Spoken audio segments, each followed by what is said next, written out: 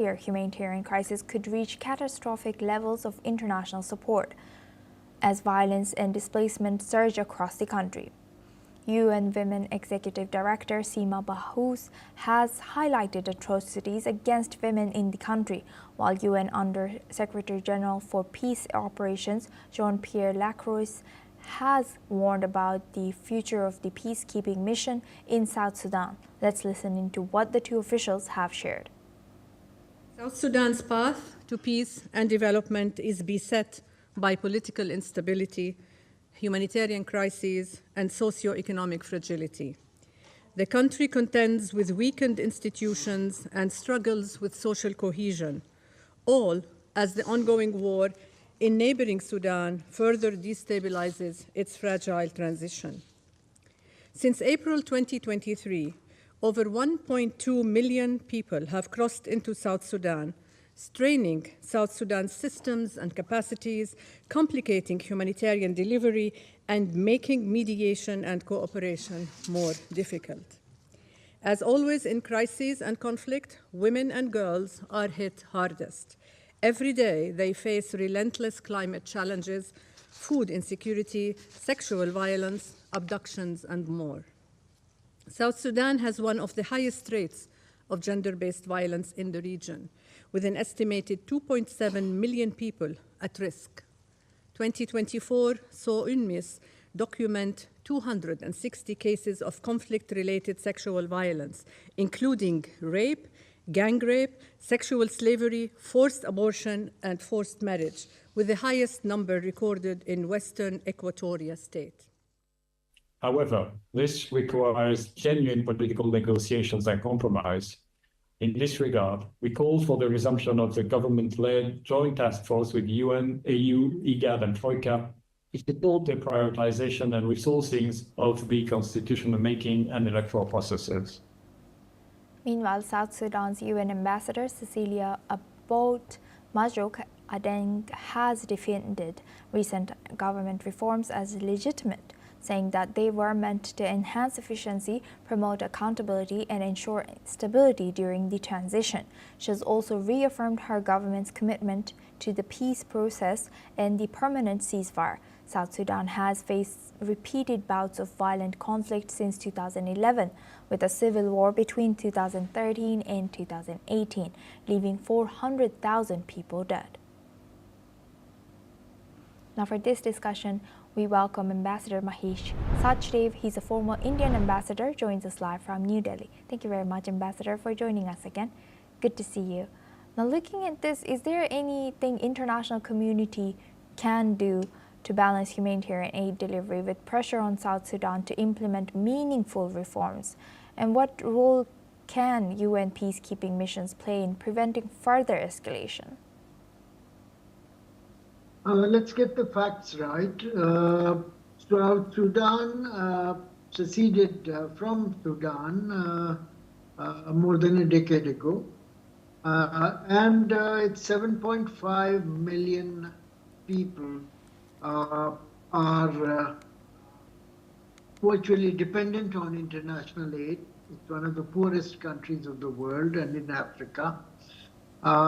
It's also been ravaged by long-standing conflict, frictions, etc., which were resolved through 2018 transition government deal, in which two warring leaders, Salva Kiir and Rachek Machar, were given president and vice president positions, and the government was supposed to run in a transitional phase till 2026, that is next year, when proper elections were to be held. These two leaders represent their respective tribes, Dinka tribe, which is the largest in the country, and Nuer tribe, which has significance, numbers. But the two almost never got along together. And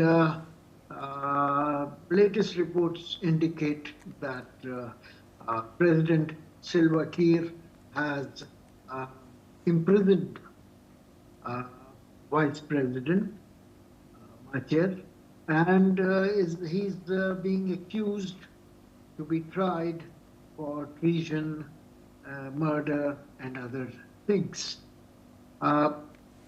This has heightened tensions between their respective tribes, and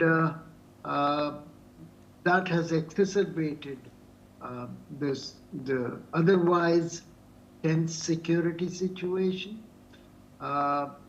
malgovernance, and the agriculture failures that have compounded the country's fate.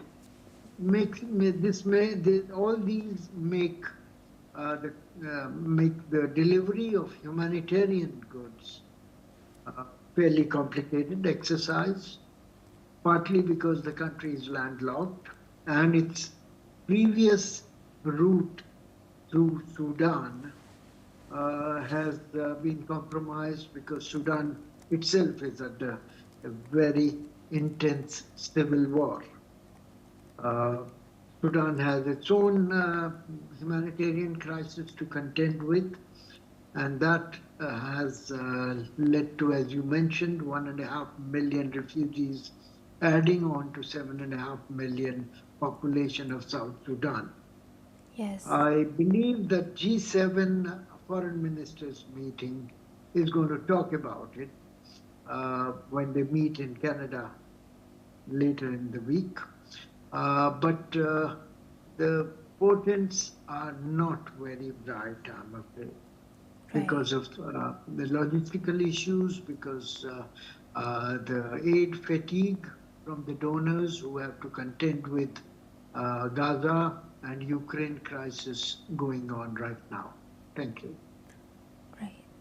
Ambassador, thank you very much for shedding light on the history and geography surrounding this topic. Thank you very much. Please stay with us as we come back to you for our next discussion as well.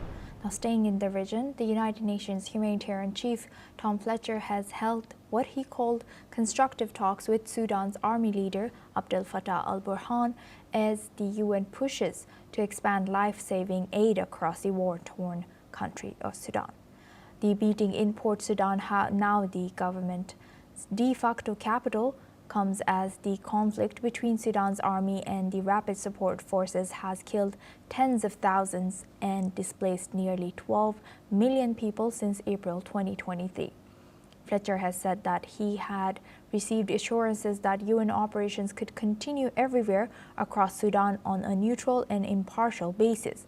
Let's listen into what the Secretary General for Humanitarian Affairs, Tom Fletcher, has said. The humanitarian crisis in Sudan remains at alarming levels. And as I expressed in the UN Security Council last week, the international community has been shocked and horrified by the atrocities carried out in Fasher.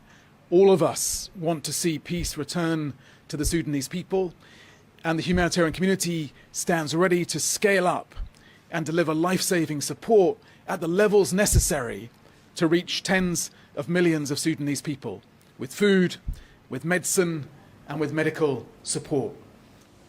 The talks follow reports of mass killings, famine-like conditions, and attacks in Darfur and Kordofan.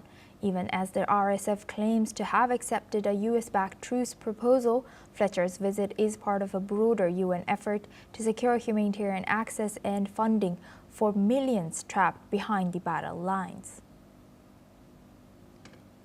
Now we welcome back Ambassador Mahesh Sachdev. He's a former Indian ambassador, joins us live from New Delhi. Thank you very much, Ambassador, for staying with us.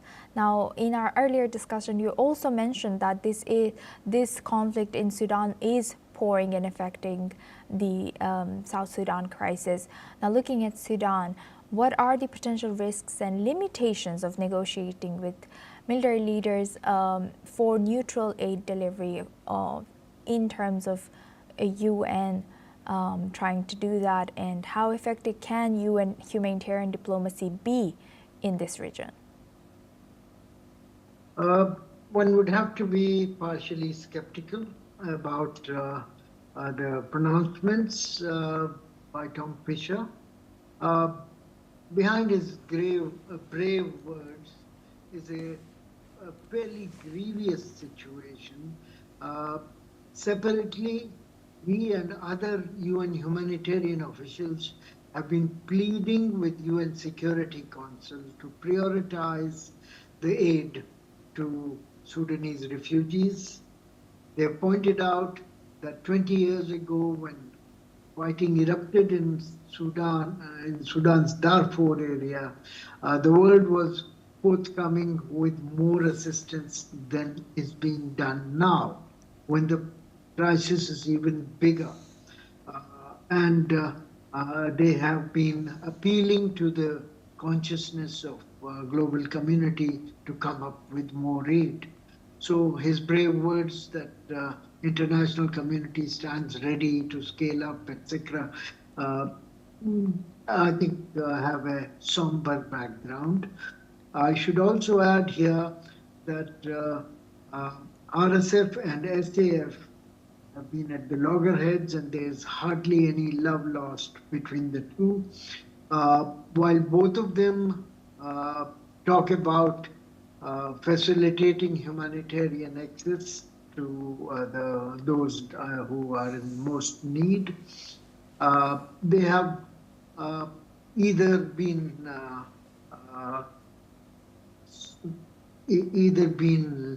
less than vigilant in securing that aid and taking it, allowing it through armed escorts, etc., to the right places, resulting in the aid being waylaid and looted and so on, because the food and other medicines and so on are needed everywhere. So people are quite desperate. And all plans to distribute it on need basis have gone awry. Between the two, I think while they have agreed to access through various points, RSF and SAF, border remains pretty tense, and access to, for example, inland areas controlled by RSF through SAF is unlikely to happen. That will have to go through other neighboring countries of RSF-held area like Chad and Central African Republic and Libya, etc., who have their own problems. Yes. South Sudan has, as we talked earlier, cannot be used as a conduit for its own reasons of insecurity, etc. So all that told, the situation is quite grim. 12 million people as refugees and 4.5 million people outside Sudan also as victims of this insecurity need to be supported, and that's proving to be largest humanitarian crisis in the world, while the aid is not proportionate. Thank you. Yes.